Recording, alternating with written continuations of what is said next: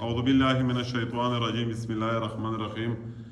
قرآن اولا سوره فتحه ویلې وه، سوره بقره دی. اعوذ بالله من الشیطان الرجیم بسم الله الرحمن الرحیم. الف لام میم ذلك الكتاب لا ريب فيه هدى للمتقين الذين يؤمنون بالغيب ويقيمون الصلاة ومما رزقناهم ينفقون. اول دا خبره چې دا سوره بقره نوم یې دی، مدني دی. دغې سورت مدني کیم سورت ته ویلی شي. مدني ځینې د قرآن سورتونه مکي دي، ځینې مدني دي. مکي ځینې ورته مفسرین یې چې هته وایي چې په مکه کښې نازل دي، نیم ځینې قرآن بیا په مدینه کښې نازل دی. چې کیمه په مکه کښې نازل وي هته مکي یې، چې کیم په مدینه کښې نازل وي هته مدني یې. ځینې مفسرین یې چې نه په هجرت نه مخکې کیمه آیاتونه نازل دي سورتونه هته مدني یې، او که هته مکي یې او په هجرت نه وروسته چې کیمه نازل دي هته مدني یې. بهر کیف په داسې متعدد اقوال دي. سوره بقره یو فضیلت دا دی چې په کیم کور کښې سوره بقره تلاوت کیږي هغه کور ته شیطان نه وردرېږي.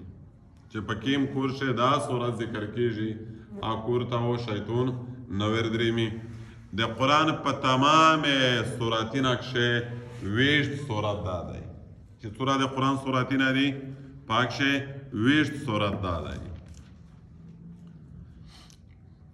الف لام میم دا تا حروف مقطعات دي. یعنی تاسو په قرآن شلدلی وي چې څوک تلاوتونه کې حامیم عین سین قاف طه کاف ها یا عین صاد دا ټکرتي دا تا حروف مقطعات دي. دې په معنا هیڅوک نه پوهېږي. لنډه دا چې دې په معنا څوک نه پوهېږي. آیا په دا حضور صلی الله علیه وسلم د الله په میانځ کښې خپله د راز دی، د راز خبرې وې. ځینې علما یې مفسرین چې نه دا په خدای پاک دې معنا زون ته پرېښودو پیغمبر ته نه دو وشوې، او وایي چې هېڅ خبره نه دو، چونکې د دغې ټکي د دغې الفاظ معنا داسې نه وه چې د هغې نه په قرآن شکه میرتله لیا ضرورت یې وه ځکه میشته شولې شوې نه دو. خو ډېر مفسرین دا خبره کو چې دا د پیغمبر او د خدای په میانځ کښې د راز خبرې وې، امت ته نه دي شوې. ذلك الكتاب لا ريب فيه هدى للمتقين. دا قرآن یې دی چې دا داس کتاب دی چې په دا کښې شک نشته، او د هغې خلک د پوره دا کښې هدایات دی چې څوک د خدای نه ډارېږي متقین وي. نو تر دا ځو پوره خو یو آیات شم. اول دا کیسه چې کتاب نه څه شي مراد دی، د کتاب نه د قرآن مراد دی. ذلک الکتاب دا قرآن چې کوم دی، او په دا کښې چې لارې به په دا کښې شک نشته دی. نو تاسو په مخ دا اعتراض وکړئ چې بیا ټیک شول امیر خو شک نه پې کوي، ایمان شته خو په دنیا کښې خو ډېر غټه مخلوق دی چې لوړ یې ماني نه شک خو پرېږده، لوړ انکار یې دي ځنې شک ویلې نه پکښې کوي. نو بیا دا نه څه مراد دی؟ د الله پاک یې چې شک په دا کښې نشته دی، خو خلک یې لوړ ماني نه په شک یې راډولېدو. یې چې نه داستو چې شک په دا مقصد نشته پکښې چې کله وره د خلک سوچ دا وي چې دا خبره کمزوري دونه کیسې دو ځکه شک پکښې وکړي. کله ور د انسان خپله کوپړی کمزوري وي په کیسه پوهېږي نه، په دا اعتبار هېڅ شک نشته پکښې چې دا کامل پیرا کلام نه دی، کلام الهي دی. په دا کښې هېڅ شک نشته چې څوک شک کوي هغې خپلې کپارې کمزوري دي. چې چا کپارې کمزوري وي هغې ته خو روغه خبره ورته ښکاري، چا د ما کمزوري وي خو هغې ته خو روغه خبره ورته ښکاري.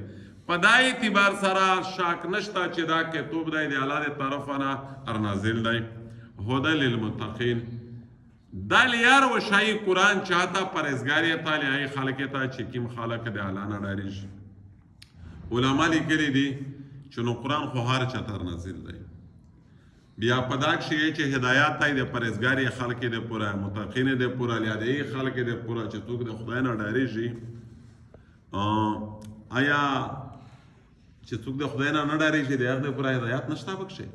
قرآن خو د هر چا د پوره دی، تر دا پوره چې کافر ته دی په دا کښې د قرآن خو دعوت دی چې روشه راه راسته اسلام روله مسلمان شانو. یا د هغې خدای پاک وایي چې په دا قرآن کښې هدایات دی د پرهیزګاري د پوره.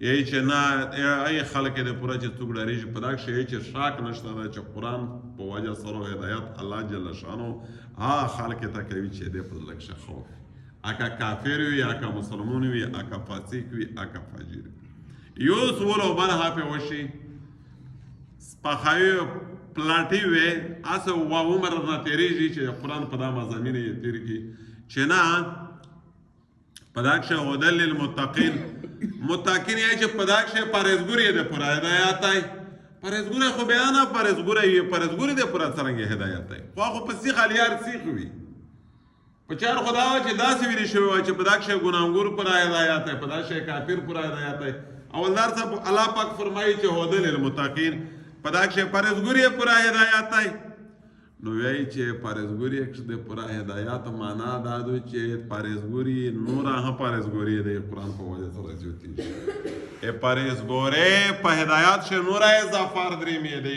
قرآن په واسطه او د قرآن په وجه سره دی مقصد دا وی سوک تی پرهیزګوري الله پاک خپل توسته وشایي چې پرهیزګوري خلک کا غوړې الذين يؤمنون بالغيب ويقيمون الصلاة ومما رزقناهم ينفقون دا صفاتونه دي د پرهیزګوري خلک چې یو خو د په غیب ایمون وروړي نه خدای دلای نه رسول دلای نه قیامت دلای نه جهنم نه جنت نه څه خو دې بیا ایمان وی چې دا بالکل برحق دي او دومره دا چې لمنځنه حق قایموي تانوی صاحب لیکلی دي چې یو د منځه خالی ډانچا والا چاول دي مطلب چکېدل ټیټېدل دي په یو د منځه قایمول دي المنځه قایمول مطلب دا دی چې د تمام قوایف سره پیرال میز وکړي هغه واجب فرض سنت مستحبات دا ټول په زوی ور سره وروره دا څنګه چې خالی مطلب فارمیلټي پیرا کوي او اخر ته و مما رزقناهم ينفقون